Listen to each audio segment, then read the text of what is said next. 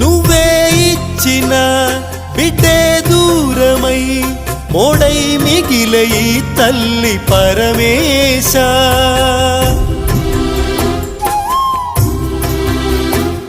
తల్లి కళ్ళలో పొంగే గంగతో గుండె తడిసిపోలేద జగదీశ. ఇటువంటి తల్లి నీకుంటే ఈశా, తెలిసేది నీకు ఈ తల్లి ఘోష. నీ కన్ను అది చూడదా, ఈ కంటి తడి ఆరదా.